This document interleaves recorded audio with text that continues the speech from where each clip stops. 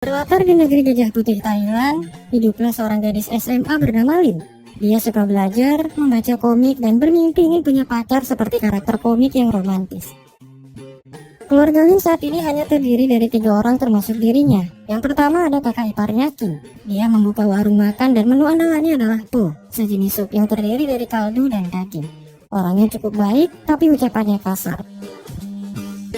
Yang kedua adalah keponakannya Diu, putra dari King. Mimpinya adalah menjadi pelari tim nasional. Satu hal yang membuat Lin merasa terganggu oleh Diu adalah sikap protektifnya. Dia selalu mencoba untuk mencegah Lin punya pacar kapanpun dan dimanapun itu. Dia seolah tidak rela bibi cantiknya itu dimiliki seseorang. Apalagi jika ada yang macam-macam, dia tidak akan tinggal diam. Keinginan Diu untuk menjadi seorang atlet tidak terlalu didukung oleh ayahnya karena dia tidak punya biaya untuk menyekolahkannya ke perguruan tinggi. Kim lebih menyarankan dia untuk mengambil alih usahanya itu, tapi Diu menolak karena dia masih ingin mengejar cita-citanya. Oleh karena itulah, Diu memutuskan untuk pergi dari rumah dan hidup mandiri. Hebatnya dia mendapat beasiswa untuk berkuliah jurusan olahraga di Bangkok. Begitu juga dengan Lin, dia mengambil kuliah jurusan keperawatan. 4 tahun kemudian, Lin bekerja sebagai fisioterapis di Bangkok setelah dia lulus dari kuliahnya. Sementara itu, harapan dia untuk menjadi pelari tim nasional harus tertunda karena dia kalah dalam ajang uji coba di universitasnya. Pada akhirnya dia mengambil cuti dan bekerja di sebuah supermarket. Dia ditemani oleh Eamon, rekan seperjuangan yang juga berhenti dari kuliahnya. Suatu ketika, dia melihat Lin datang ke supermarket tempat yang bekerja dan bertemu dengan An, seorang pria agak melambai yang merupakan rekan kerjanya di rumah sakit. Dia berusaha untuk sembunyi karena dia takut Lin akan memberitahu ayahnya yang ada di desa. Dia merasa malu dan belum berani untuk mengungkapkan kondisinya saat ini. Saat pulang, Lin melihat beberapa buku komik yang menarik perhatiannya. Komik itu bercerita tentang kisah cinta seorang gadis dengan pria paling romantis. Lin sangat menyukai komik itu karena isinya menggambarkan impiannya selama ini. Di rumah sakit, seorang pria berambut gondrong datang mencari Lin dengan dalih ingin mengikuti program terapi. Dia adalah Men, seorang musisi lepas yang jatuh cinta dan sangat tergila-gila kepada Lin. Sebagai terapis yang profesional, Lin menghadapi Men dengan ramah selayaknya pasien pada umumnya. Gombalan aneh yang dilontarkan Men sudah cukup membuat Lin muak, dan dia selalu berusaha untuk menghindari ajakannya. Tapi sikap Lin yang terlalu baik membuatnya sulit untuk mengatakan tidak dengan jelas. Dan pada akhirnya, Men selalu mendapat kesempatan untuk berada di sisinya. Satu hal yang mengejutkan Lin adalah Men akan segera pindah ke gedung apartemen yang sama dengannya. Diu yang melihat dan mendengar berita itu kaget sekaligus marah. Dia tidak terima bibi cantiknya itu didekati pria lain, apalagi pria aneh seperti Men. Eamon yang terus memberikan spekulasi negatif membuat Diu semakin takut akan terjadi sesuatu kepada bibinya itu. Pada akhirnya, Diu marah kepada ayahnya karena dia membiarkan Lin tinggal di apartemen campuran. Beberapa hari kemudian, Lin kembali berhadapan dengan Men yang sudah pindah ke gedung apartemennya. Saat itu Men berpakaian seperti seorang atlet karena sebelumnya Lin pernah berkata bahwa dia menyukai pria atletis. Jelas itu adalah sebuah sindiran untuk menolaknya, tapi Men tidak pernah menyerah. Dia bersedia untuk merubah diri demi menggapai cintanya. Tidak lama dari itu, dia datang ke apartemen Lin dan memutuskan untuk tinggal bersama. Lin terkejut sekaligus bahagia bisa bertemu lagi dengan keponakannya, dan dia tidak keberatan untuk berbagi tempat tinggal. Saat itu dia mengaku bahwa dirinya sudah bekerja di perusahaan asal Jepang dan tidak mengatakan apapun soal kuliahnya. Eamon datang membantu, membawakan barang-barang Diu dan berharap mendapat perhatian dari Lin. Tidak lama setelah itu, Lin mendapat panggilan dari Kim yang mempertanyakan keberadaan Diu. Tapi Diu memohon kepada Lin untuk tidak menceritakan apapun kepada ayahnya itu. Sejak saat itu, Diu selalu ada untuk Lin dan senantiasa melindunginya dari ancaman pria hidung belang. Seperti biasa, Diu akan bertanya apakah Lin sudah punya pacar atau belum. Lin hanya berkata bahwa dia sudah dewasa dan bisa mengurus kehidupannya sendiri. Tapi tetap saja Diu selalu menyarankan bibinya itu untuk menjomblo di usianya saat ini. Di rumah sakit, Lin terpaksa harus melayani Men saat dia datang untuk menjalani sesi terapi. Reaksi berlebihan yang ditunjukkan Men membuat Lin semakin terganggu, tapi dia tetap sabar dan melayaninya dengan ramah. Untung saja Lin mendapat pesan dari Diu dan menjadikannya alasan untuk menghindari Men yang terus minta ditemani. Siangnya, Tan bercerita bahwa akan ada seorang mahasiswa yang datang ke rumah sakit untuk melakukan penelitian. Tapi dia tidak tahu siapa dan seperti apa orangnya. Tidak lama dari itu, Lin dan teman-temannya bertemu dengan seorang dokter yang menjadi idaman para perawat, termasuk teman pria Lin yang satu ini. Terlihat jelas bahwa Lin juga tertarik kepada dokter itu, di mana dia selalu berusaha tampil manis dan perhatian kepadanya. Di sore hari, Men datang ke apartemen Lin di mana dia merasa kecewa ketika melihat Diu ada di sana. Tapi setelah tahu bahwa Diu adalah keponakan Lin, dia ikut senang, merasa bahwa dia juga adalah pamannya. Masih dengan gaya atletisnya yang terkesan memaksa, Men tetap percaya diri ketika berada di hadapan Lin. Saat itu dia membawa makanan sehat untuk dimakan bersama, tapi pada akhirnya makanan itu terkontaminasi oleh bulu ketiaknya yang sangat lebat. Setelah melewati masa-masa sulit dan absurd itu, Lin meminta bantuan keponakannya untuk membawa beberapa barang ke rumah sakit. Keesokan harinya di rumah sakit, dia membantu Lin membawa barang-barang yang dia maksud. Ketika Lin menyapa dokter pujaan hatinya, dia merasa kesal dan dia membuat beberapa keributan untuk mengganggu percakapan mereka. Tidak sampai di situ, cobaan lain muncul ketika mahasiswa yang diceritakan An sudah siap untuk mengerjakan tugas penelitiannya. Dia adalah Gen, mahasiswa tingkat akhir yang sedang menyusun skripsi. Ternyata, mahasiswa itu adalah junior sekaligus orang yang mengalahkan Diu di ajang percobaan universitasnya beberapa tahun lalu. Saat itu juga terungkap bahwa dia meninggalkan kuliah di tahun kedua, di mana teman satu angkatannya sudah lama lulus. Di hari itu, Lin menunjukkan langkah-langkah terapi sederhana. Sementara itu, Gen hanya bisa tersenyum saat dia menerima damage dari kecantikan Lin yang sangat memesona. Setelah itu, dia memohon kepada Lin untuk membantunya membuat video tutorial latihan terapi fisik. Karena terus memohon, Lin tidak tega dan akhirnya dia menerima ajakan tersebut.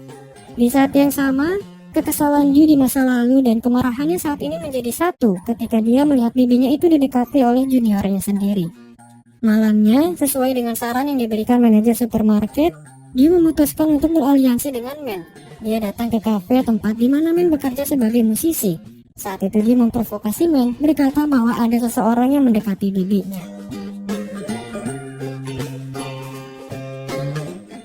Keesokan harinya di sebuah taman, Lin mempraktekkan beberapa gerakan terapi bersama Game kepada beberapa orang tua yang ada di sana.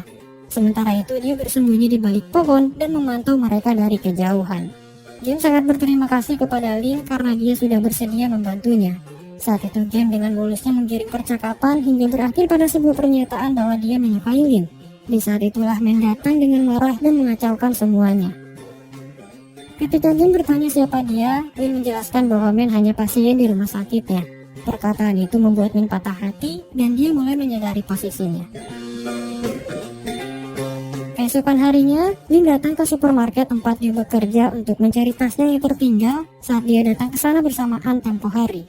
Lin diberi petunjuk untuk menghubungi CS yang bertugas untuk menangani barang yang hilang. Lin tidak tahu bahwa dia bekerja di tempat itu, bahkan dia tidak menyadari bahwa dia adalah CS yang dimaksud. Dia memanfaatkan kesempatan itu untuk terus berkomunikasi dengan Lin. Dia seolah memainkan peran dan memposisikan dirinya sebagai orang lain yang bisa jatuh cinta kepadanya. Tentu kita tahu bahwa selama ini dia terikat oleh tali persaudaraan dan tidak bisa mendekati Lin sebagai wanita pada umumnya. Perlahan tapi pasti, dia mendapat topik pembicaraan yang cocok dengan Lin. Topiknya saat itu adalah buku komik berjudul Kebun Hati, di mana dia pernah membacanya dan tahu bagaimana isi ceritanya. Di saat itulah Lin mulai merasa ada kecocokan di antara mereka setelah sekian lama dia menanti orang yang tepat untuk menemani kehidupannya. Sementara itu, Eman mulai menyadari perbuatan Diu dan dia berpendapat bahwa mengejar bibi sendiri adalah tindakan yang tidak benar. Sedangkan manajer berpendapat bahwa dia melakukan itu karena dia bermaksud untuk menciptakan karakter fiksi yang disukai oleh bibinya. Dengan begitu, Lin tidak akan berpaling ke lain hati. Sore hari di apartemen, dia bertemu kembali dengan Men yang sudah move on.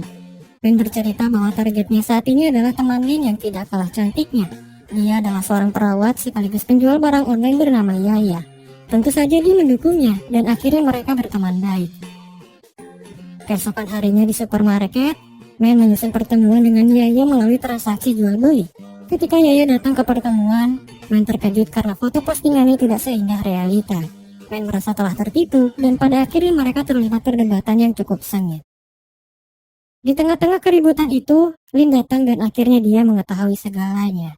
Eman terpaksa memberitahukan fakta bahwa dia bekerja di supermarket dan dialah CS yang selama ini bertukar pesan dengannya. Merasa telah dipermainkan, Lin pergi dengan marah dan dia sangat kecewa kepada Dew. Keesokan harinya, Lin bertemu dengan Game di sebuah kedai kopi. Perasaannya masih tidak karuan, tapi dia tetap tersenyum dan berusaha menutupi semuanya. Sekali lagi, Game terus berusaha mendekati Lin dengan perkataan manisnya. Di saat yang sama, Dew datang dan mencampuri pertemuan mereka. Dia masih berusaha menghalangi siapapun mendekati Lin. Marah dengan sikap kekanak-kanakan tersebut, Lin dengan tegas meminta Dew untuk tidak mencampuri urusannya lagi. Lin berkata bahwa dia tidak mau menemui Dew lagi, kecuali jika dia berhenti mengikutinya dan kembali berkuliah. Di suatu hari, Lin pulang ke desa dan bertemu dengan kakaknya King. Lin bercerita bahwa dia bertemu dengan Dew. Dia juga memberitahu King tentang pekerjaan dan status kuliah Dew yang tidak tuntas. King seakan sudah menduga bahwa hal itu akan terjadi, tapi dia lebih mencemaskan satu hal saat itu. Rumah milik mereka akan dibeli oleh seseorang dengan harga yang cukup tinggi. Lin tidak mengharapkan apa-apa karena menurutnya rumah itu sudah menjadi milik King. Akan tetapi, King tetap tidak bisa memutuskan hal tersebut secara sepihak karena ada fakta yang masih disembunyikan oleh keluarganya itu. Sementara itu di Bangkok, Dew dan Eman memutuskan untuk kembali melanjutkan kuliahnya. Uji coba kampus di tahun itu juga akan segera dilaksanakan dan Dew meminta dirinya didaftarkan kembali. Namun, hanya tersisa slot untuk lari rintangan, di mana itu bukan keahlian utama Dew. Walau demikian, Dew tetap mengambil kesempatan tersebut untuk mengembalikan jati dirinya sebagai atlet. Singkat cerita, hari pertandingan pun dimulai. Dew kembali berhadapan dengan Game, tapi kali ini dia percaya bahwa dirinya tidak akan kalah seperti dulu. Akan tetapi, keberuntungan sedang tidak berpihak, di mana Dew harus menerima kembali kekalahannya di babak pertama. Di sela-sela pertandingan, King datang menemui Dew di kampusnya untuk menceritakan kebenaran tentang keluarganya.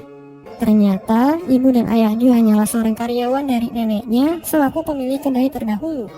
Lin adalah putri mereka, dan King bukanlah kakak atau kerabatnya.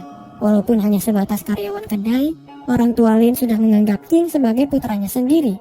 Dan setelah mereka meninggal dunia, King bersumpah atas dirinya sendiri untuk menjaga Lin seperti keluarga. Karena dia tidak mau mewarisi kedai tersebut, King memutuskan untuk menjualnya dan mengembalikan semua hartanya kepada Lin. Menyadari bahwa dirinya tidak bersaudara dengan Lin, dia bersemangat dan dia memenangkan pertandingan di babak kedua. Lin yang diam-diam melihat pertandingan itu seketika dikejar oleh Dew yang mulai dibakar oleh api asmara. Ketika Dew menceritakan semuanya, Lin tidak merasa bahagia sama sekali, karena fakta itu sama saja membuktikan bahwa dia hidup sebatang kara tanpa kerabat satu orang pun. Dia melupakan hal itu karena dia dibutakan oleh cinta. Lin selalu berpikir bahwa dia sangat beruntung masih memiliki keponakan dan kakak ipar yang selalu ada di sisinya. Kini setelah semuanya terungkap, Lin mulai merasa kesepian dan dia tidak bisa berbahagia akan hal itu. Dan itulah yang dikhawatirkan King selama menutupi kebenaran tersebut. Pada akhirnya, Lin memutuskan untuk mengajukan beasiswa dan melanjutkan studinya ke Inggris. Lin masih tidak mau berbicara kepada Dew, bahkan setelah dia berusaha merayakan hari ulang tahunnya yang gagal karena sebuah tragedi. Setelah apa yang terjadi, Lin tidak menghilangkan kebaikan King yang sudah merawatnya sedari kecil. Dia menghubungi King yang ada di desa untuk berpamitan sebelum dia pergi ke Inggris.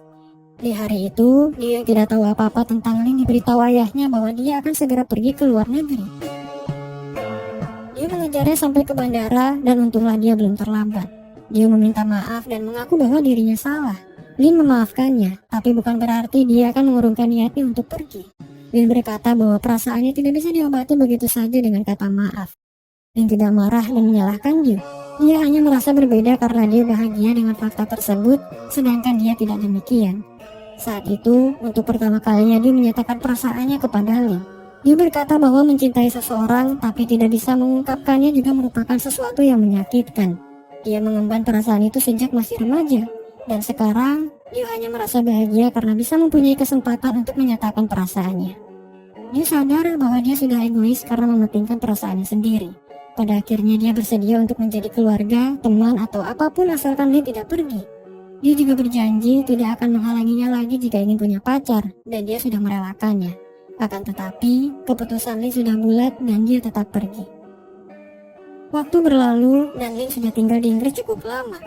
Dia sudah melupakan masalahnya dan berdamai dengan dirinya sendiri. Lin juga mulai menyadari beberapa hal dari pengalamannya selama ini, di mana pertemuan dalam kehidupan itu tidak seindah cerita dalam komik. Terkadang cinta itu akan bertepuk sebelah tangan. Terkadang walaupun saling menyukai, selalu ada alasan yang memisahkan. Terkadang seberapa keras berusaha, cinta itu pada akhirnya tidak bisa dipaksakan. Dan terkadang kecocokan itu muncul dalam ketidaksengajaan. Bagi Lin sekarang, tidak masalah apakah dia memiliki kekasih atau tidak, karena mau bagaimanapun, yang paling penting adalah keluarga. Begitu juga dengan Ju, dia memutuskan untuk mewarisi kedai setelah lulus dari kuliahnya. Hubungannya dengan sang ayah pun kian membaik. Pada akhirnya, Lin memutuskan untuk pulang karena dia sudah menyadari bahwa ikatan keluarga itu tidak terbentuk oleh hubungan darah, melainkan rasa kepedulian dan kasih sayang satu sama lain. Film ini berakhir ketika dia mengantar Lin pergi bekerja. Kemudian dia bertanya apakah Lin sudah memiliki kekasih atau belum. Dan pertanyaan itu dijawab oleh Lin dengan senyum manisnya.